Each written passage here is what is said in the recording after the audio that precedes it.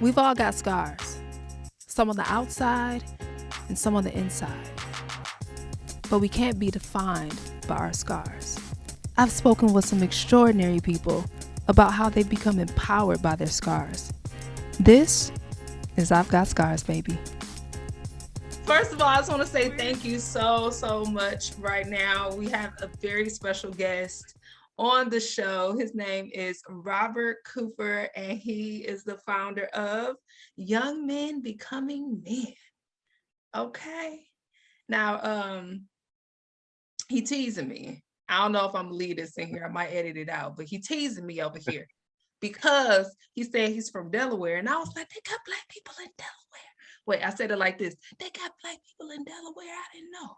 Okay, but that's rude because all the Black people in Delaware is like, of course. Right. That's what you don't get out there often, huh? I know. I just don't get out to Delaware very often. So I might No, need no. to go ahead and roll out there and see what's going on. But anywho, we are going to get to what we came to get to. When you and I spoke, you shared with me some things, and I was just like, oh my, Yes. you have quite the story. And so today we're going to be talking about the effects of childhood trauma. And I just think that a lot of times we don't know how trauma can show up in people within Right. ourselves, and Right. especially if you are a young person and you're dealing with trauma. Where do you go? Who do you talk to? Right. You know what I'm saying? Like who Uh, who is your advocate? So we're going to talk about that experience Yes. from your experience. So yes, uh, let's just go ahead and hop on into your story and what life was like for you growing up in your household. First, I'd like to thank you for the opportunity. Absolutely. Life in my when I was growing up, I had my parents were parents that were old school mentality. You was to seen and not be heard. So as I grew up, that mentality carried on. So when the things that I experienced of being mentally abused and verbally abused, I wasn't able to express myself to them because they didn't have that same manner treatment of when their parents talked down to them, they wasn't able to effectively communicate how their parents made them feel. And Mm. then their parents told them that, you ought to be quiet because they're an adult. Yeah. So in that time, it felt like they made it seem like they was talking back. So when in actuality, you just tell you how you felt. Yeah. So that traumatic experience carries on to each generation, and that's how Yeah. So for you, when you say mental abuse and all of that kind of stuff, what was actually happening? What was going on? what was going on. Being called at the time I was young, I was heavy, so being called that, being pointed out that I was overweight, being pointed out that certain things that I cared to do, I wouldn't be able to achieve due to them not being able to achieve their goals. So somebody pushing them. Mm. So people, times our parents traumatic experiences, they never get a chance to heal. So the cycle repeats itself, Yeah. and the curses repeat themselves. And at some Yeah. point, the curses got to be destroyed. Yeah. So verbal abuse, Yeah, because I was a chubby kid. So I know like yeah, how sensitive you can be when yes, it's like what they gonna say, that kind right, of thing. And you a lot of times you look to your parents to kind of be your safe space. yes. And so you were hearing that. Was there physical abuse as well? Not physical abuse. Like, most black parents, they quick to give you a spanking or beat your arm for something that you didn't do. But it wasn't physically abused. Hmm. I got beatings, but it wasn't due to me. But sometimes it was what was said about me that my parent took the other side of the person instead of actually hearing my side because I was supposed to be seen and not heard. But Wow. that created resentment and bitterness and anger because it's like, okay, I'm your child. I'm explaining to you what happened. I have no reason to lie to you about what happened because I get no gain from lying. Yeah. But somebody else tell the story and they tell the opposite of the truth of it, and it's like, okay, well, this is what I done, but you never actually gave me a chance to express what I did and what I didn't do. Hmm. Wow. So as a child, and let me know how old were you when this was going on? Was it just kind of teenage years, or did you kind of even younger than that? It was about 7. I would say I was started off at the age of 7. And then Hmm. each year, my dad, he was very physically abusive towards my mom. So you gotta wake up in the middle of the night and you hear that from the time you go to bed to the time you get back up to the time you come back home from school. And they're arguing and fighting again. It's like, okay, where's the relief? Then you go to school and you deal with your peers, and then you got to deal with them teaching you because you may not dress the way they dress, or you may not have the things that they have. And it's like, okay, well, where's my outlet? So my Yeah. outlet was sports. I love sports, so I play everything but golf.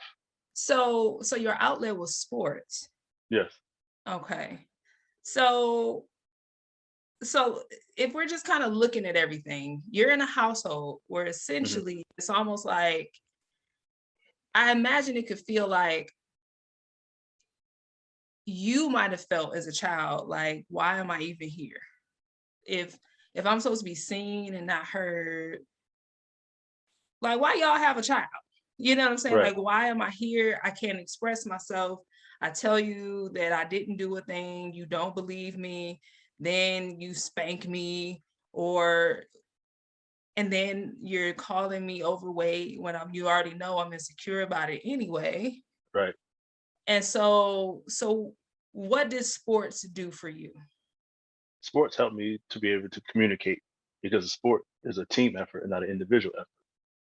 So sports helped me with being able to bond, being able to effectively communicate because in a team we have to work together. So if I'm playing a role, I have to be able to communicate in my role that I will be able to take care of this and help the team. Sports also gave me a safe place to be able to escape for the 1 hour or 2 hours that I played the sport. Okay. So one of the things you mentioned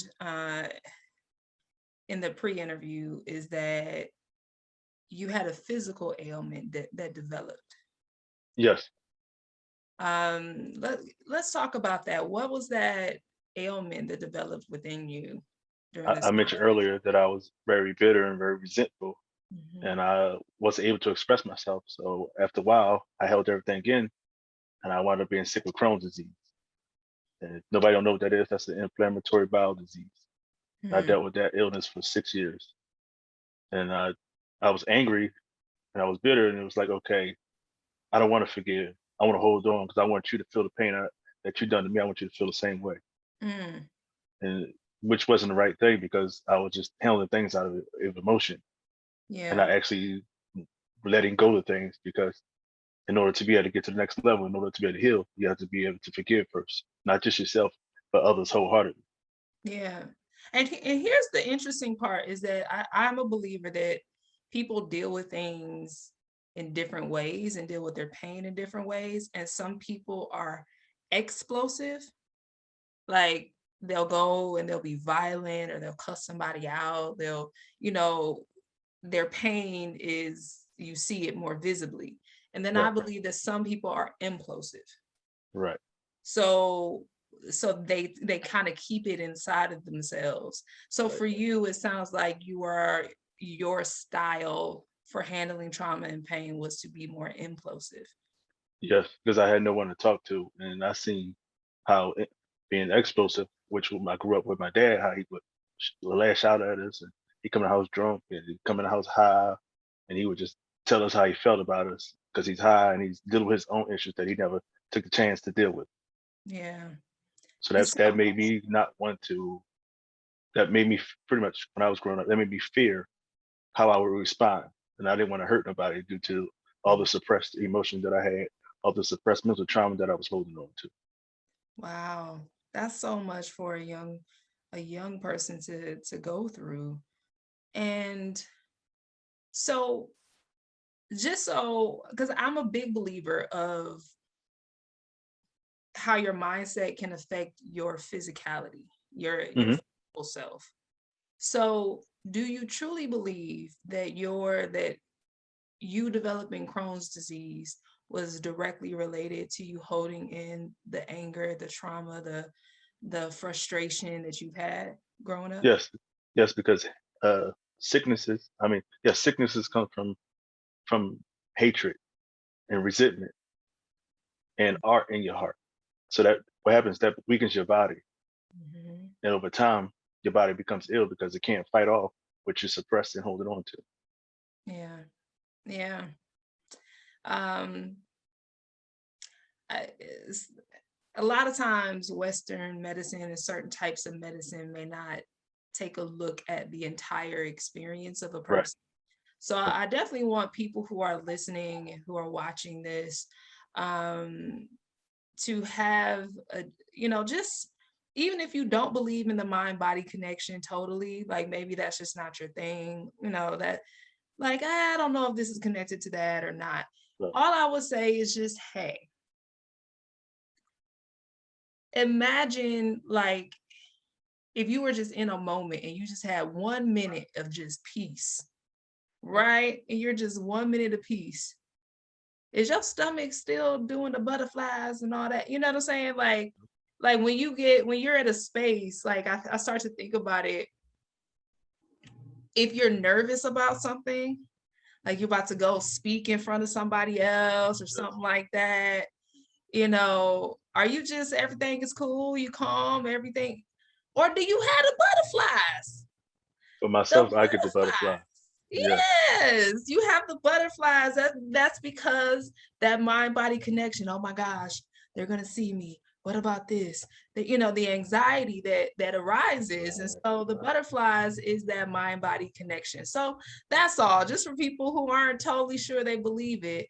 But imagine if you always are in fight or flight every day of your life. If you have to do a speech every time you go home, Yes. and even scarier in many Yes. things, you know what I'm saying? So I'm glad that you talked about that, because that I think that's very important. So how did you start to heal? How did like what was that transition like for you? Uh, Through my relationship growing up with the Lord Jesus Christ, I got to a point in my life where I was like, okay, I'm ready to let go because I see me still holding on. It's not getting me nowhere. It's still leaving me in the same place, Mhm, and I'm slowly dying, both spiritually and physically. mhm, So I got to a place in my heart where it's like, okay, it's time to let these things go because one, your parents are not gonna always be around. Two, I want better for myself, yeah, and by me holding on to things, I can't move forward because that's a weight that I'm carrying. yeah. I'm okay. So whoever's watching this, somebody might say, well, I'm not religious, I'm not Christian, or I'm not this, that, or the other. Here's what what I'm saying. I think sometimes we have to understand that sometimes just principles about life, there are certain things that are just, this is just what it is. Right. And so if you think about the energy of holding on to resentment, frustration, um, if there's hatred, if there's any of that, I think if that's heavy. It's Hmm. heavy and it weighs you down. Yes. And like when you do, and I'm not, and I'm gonna ask you now when we talk, because everybody like to say, I'm about to let this go, right? Right. And sometimes it's easier said than done, Right. obviously. But come on now. They done did all the things that wasn't right. They weren't supportive. They weren't all, how can it, the way you say it, like how can it be easy to let it go? How can you ignore the fact that you weren't supported? How can you release that? How can you release that those thoughts, those feelings, that energy? How do you release that? You have to, your heart and your mind have to line up to wanting to forgive, and you have to work through the process of your triggers. And Mm, that's what makes it hard for us to let go because in your mind you want to let go, but soon you're still holding on to waiting for them to do something again. So you're not fully ready to let it go and fully ready to heal. mm. How long was that process for you? To be honest, it was 6 years for me. Mm. Yeah. Now here's the thing. Now somebody was like, you mean 6 weeks or something, 6 days. I'm Mm-mm, trying to this got to be easy. mm-mm. It's not. No, especially dealing with the triggers of what was done to you. That's the hard part. Because like I Mm, mentioned earlier, it's like, okay, you want to forgive, but you sit back like, okay, if you do this to me this time, I'm gonna do it. I'm gonna do it. I'm gonna do it different this time. I'm gonna treat you different this time. I'm not gonna allow you to do this. So now you got your mind set up on how you already wanted to attack. yeah. So now all that forgiveness is getting pushed behind because you're still in your defense mode. You're still looking for them to make that one thing because you probably didn't want to. You didn't get a chance to speak your mind the way you want to speak your mind, or you didn't want to handle the situation the way you wanted to handle the prior. So now that you're to the point where you can, I can speak up for myself. I could defend myself. I'm gonna shoot you just like this. When then altogether that's wrong. And I held on that for 6 years, and that was the process of it. That was a daily process of allowing myself to let go of those triggers. But Mm, that's the main key is letting go of the triggers. Because you can forgive and you can move forward, but yeah. if you still hold on to them triggers, that's a different type of process. Yeah. Yeah. And I will connect that and the triggers with um my experience looking in the mirror for the first time. So Mm. looking in the mirror for the first time was a 6-month process Yeah. just to actually, I have a turtleneck Right. on, you see all the stuff, but Yeah. to be able to look at the actual scars, right? Yeah. But then I had to, once I was able to look at them, I had to be able to show other people. And what happens is you do get triggered because other people start looking at your scars. And so instead of looking you in your eye, they're looking at you at your chest and they're looking Yeah. what happened, or what I'm saying, people still pointing, people still asking Yes. questions. And so those are triggers. And everybody has those when it comes to their healing process. Yes. One of the things that I would just share about my experience briefly is this: you got to know that the triggers are going to come. People Yeah. going to look at the scars, somebody going to say something to set you off, and you got to I almost look at it like absorbing, like kind of standing in a light, standing like in a spotlight, because that's going to happen sometimes. And you don't want to be in the spotlight of your own life. A lot of times you just want to blend into the background. You don't Right. want the triggers to happen, but breathe through them. Right. That's what I had to learn how to do, is to say, somebody's probably gonna say something because they're gonna be curious, and I'm gonna have to Right. just be okay with it. Right. Love myself through the process. Right. So for you, the triggers, how long, you said it was 6-year healing Yes. process. So Yes. when the triggers came, how did you know that, okay, I'm on the right path? How did you know you were starting to see a breakthrough for yourself? When I had an incident with one of my parents, and I usually respond and I would cut them off and not talk to them for maybe about 6 months to a year. Mhm. And then it was to a point where it's like, okay, I was upset and I had my moment. But then it was like, okay, I'll call you, see how you're doing. Mm, yeah. Because I had Wow. to, what I had to do was examine myself Yeah. because my thing is, I want others to treat me the way I treat them. If I'm not treating you in accordance, how am I expect you to treat me the same? Yeah. And the hardest thing to do is examine yourself because we don't want we know who we are and what we are on the inside, but we're not ready for some of the things to come out. So we don't want to look at that and begin to work on that part of our life so that for those things to be broken up. Yeah. Wow. Wow. That's a lot. That's a lot.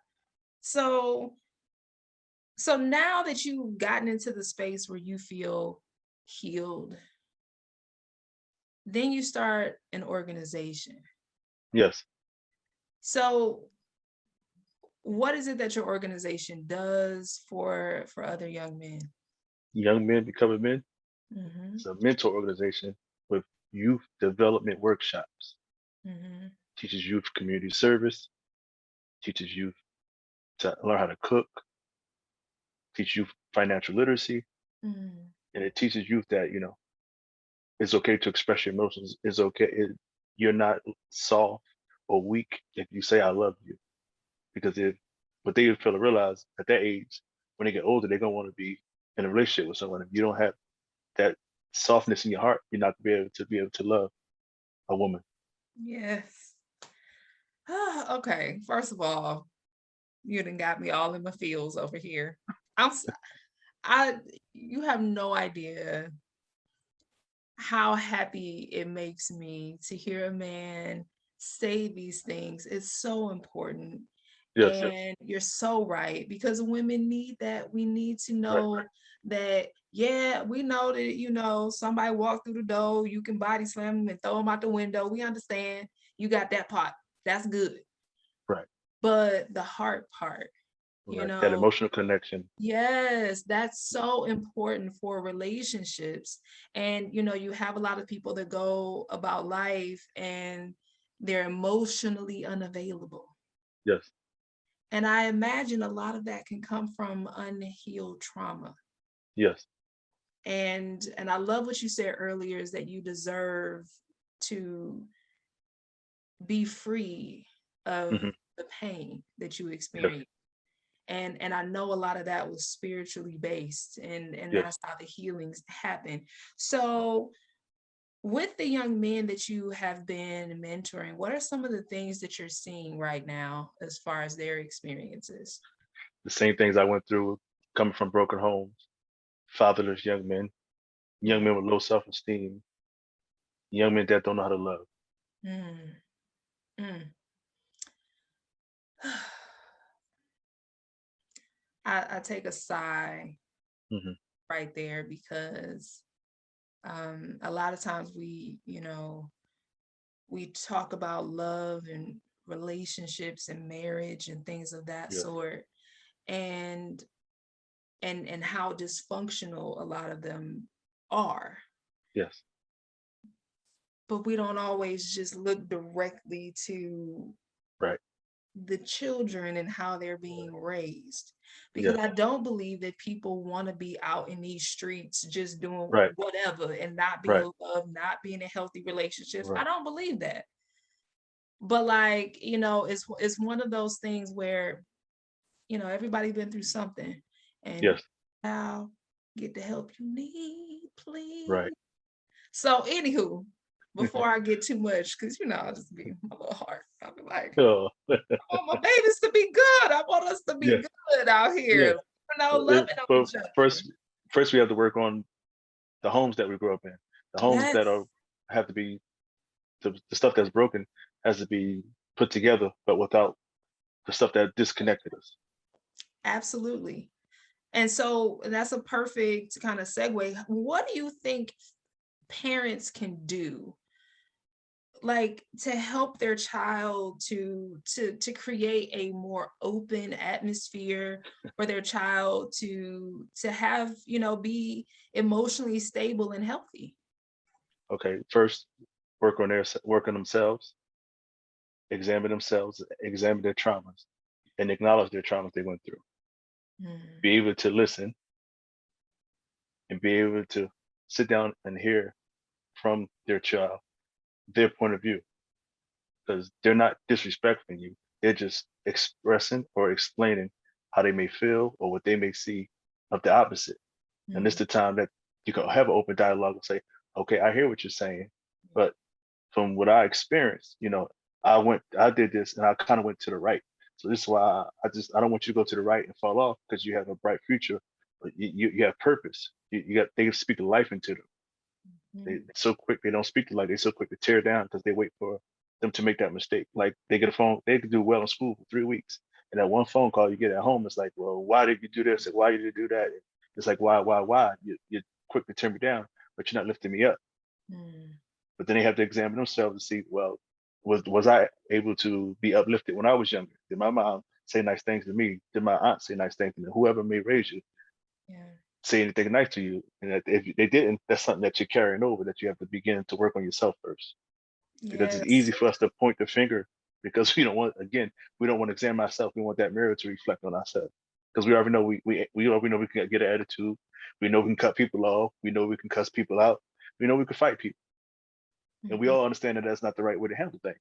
But due to the emotional triggers and the things that we decide in our mind that this is me and you have to accept it, which at some point you have to get over that mentality, because you're not gonna be able to go to a workplace with that mentality. You're not gonna be able to go out and just do what you do with that mentality, because after a while nobody gonna want to be bothered with you because they see that you're stuck and you're not gonna be able to grow. Absolutely. Oh, you better come through with the truth. That is the truth right there. And again, you have been through some stuff. Everybody Yes. has been through some stuff. That's my thing, is that the thing that actually got me on my path to healing is when I feel like God just spoke to me in my ear and was like, Audra, Yeah. everybody has scars, some on the Yes. outside and some on And the inside. some, yes. And that is what got me on my path to start Yes. my healing process. And so I say that because everybody has scars, Yes. some on the outside, some on the inside, and they are walking around with you. Yes. And this is parents. Like, a lot of times people think, oh, just because you can bring a child into the world, that, oh, you're supposed to just be this perfect parent. Right. And it's like, and I want parents to give themselves, like, really look in the mirror. Right. It's like, no, you're not a perfect person. Nobody's a Right. perfect person. And Right. you deserve to feel good.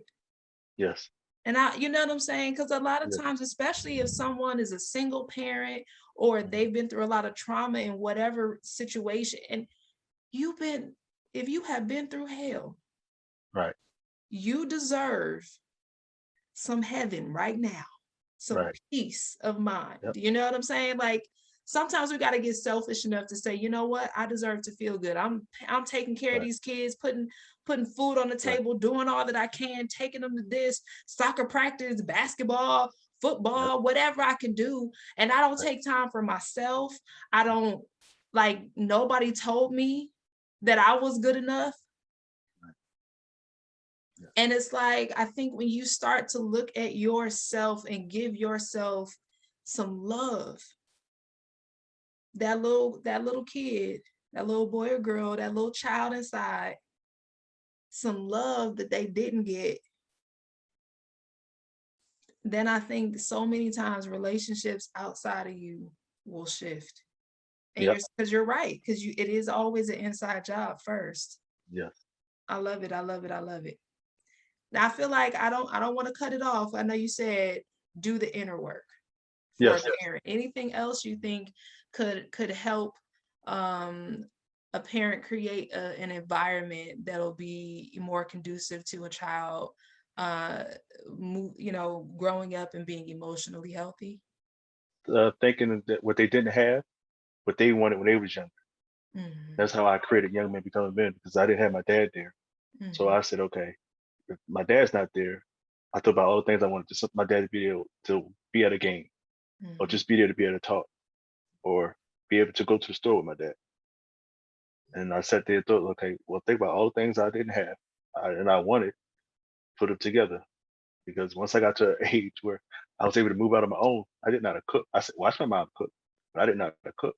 yeah, So I started off at one weight and then put on more weight because I was eating out every day. mhm, There's things in the house that we as boys and young men, we don't get taught. On- Only thing we get the understanding of is taking out the trash and, playing a video game. We don't have the structure and the principles that's going to lead us into being a man one day. yeah. Got you. I love it. I love it. I love it. Okay. So, what would you say to someone, to a young man right now? Yeah, we'll start with the young man who's going through a difficult experience, can't really talk to their parents, um, doesn't really have anybody around that he can either trust or that he looks up to at all. What would you say to that young man? Find something that makes you happy. Do something that makes you happy every day. Mm, The pain that you feel will always be there. mhm, Don't hold on to what you don't have. Move forward till tomorrow, because yesterday is dead and gone. mhm. And remember, you are purpose and you are wonderfully made. Yeah. What would you say to a parent, whether mom or dad, that they know they've made some mistakes?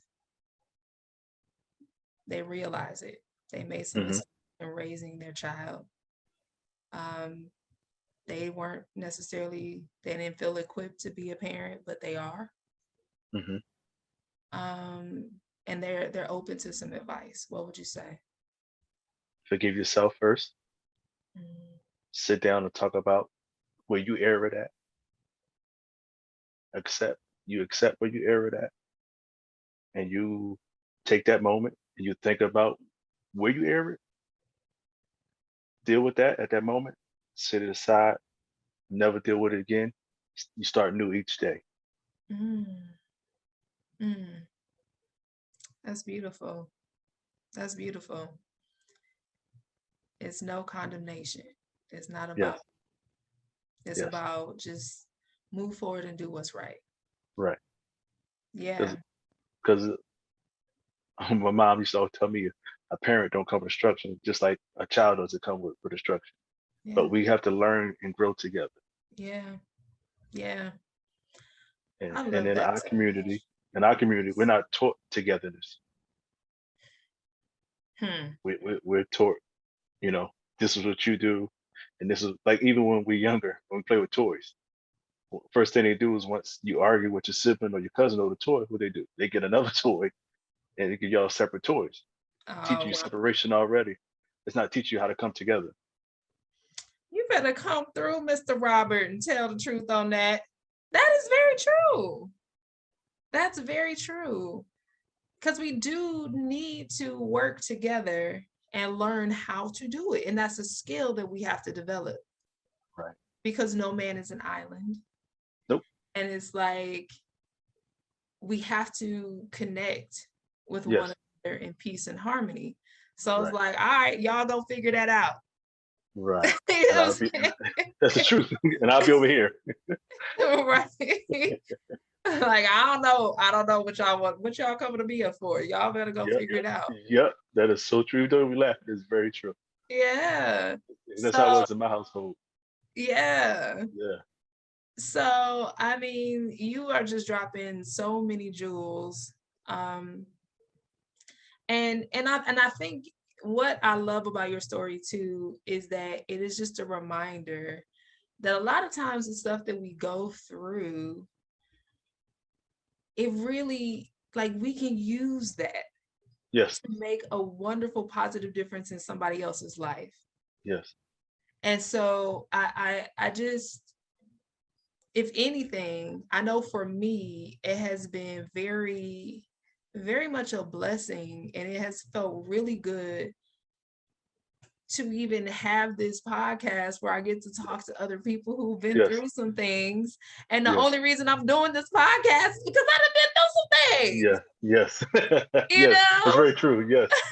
Yeah, Because we so you pay it forward, you know? right. And like, so nobody has had a perfect existence, a No. perfect life. Nothing has No. been just, No. roses and bubblegum. It just Right. hasn't. And that's okay. That's what is what you make of your situation. It may start off hard, but once you find your purpose and lay your goals down, you can make things become better each day by implementing the things that you want with staying focused, being determined, and loving yourself for who you are. Yes, you better come all the way through. That's so true. I love it. I love it so much. I think that is very, very, very, very true. And so I also see that you have a book. What's going on? You got Yes, a book back there? yes, I do. Every family has a story, Yes. and I also have a young man's cry. Yes. Yes. I also have an ebook as well.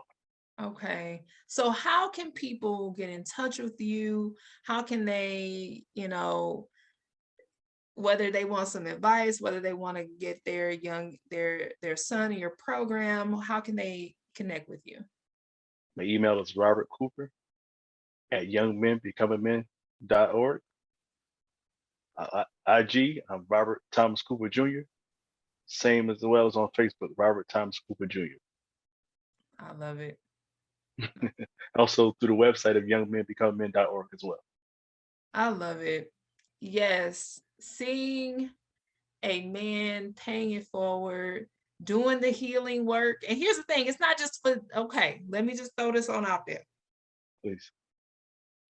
I do not think healing work is just, okay, well, you a 45-year-old man, you like, well, I didn't get the healing when I was 16 and when I was 15. So I'm, it's just over for me. No, no, no, no, no, no, no. You deserve the healing. You deserve to be in peace within yourself now. That means whatever healing work that you need to do, go ahead and do it now. That's me. That's my thoughts on that. But in case, like Robert, do you mind sharing if you have a 45, 55, 35, however old this man is, but he is a grown man. Right. And he's struggling with the idea of healing, inner work, therapy, or anything like that. What would you say to that person? First, I would tell them that destroying the cycles start with you. And it's never too late to heal. It's all about being able to be transformed. In order to be able to transform, you got to renew your mind. You got to let those thoughts go. You got to let those things that die daily. Only thing that holds us back is pride and fear. You sit down your pride, you sit down your fear, you'll be able to open up yourself to be able to receive when you're ready for the help, because the help is here. You just have to take the step. I love it. Thank you. Thank you so much for that. I appreciate you for coming on the show. If there's anything else that you would like to share, feel free. Anything else? Anything else? I do one-on-one trauma sessions. I do family engagement sessions. I do millennial trauma sessions. I also coach, help you write your book. And I really appreciate the opportunity for being on your show. Absolutely. Thank you so much for being a part of the show. Thank you for sharing your very powerful story and your story of redemption and transformation. And you are empowering other people, other young men. And I think it's fantastic. Thank you for your time. And Thank yes, I'm so happy. Yes, get on out there. Get your, you deserve this. That's what this is. He like, you deserve it. And you do. Yes. All right. Thank you, Robert. I appreciate you so much. Thank you. All I appreciate right. you as well.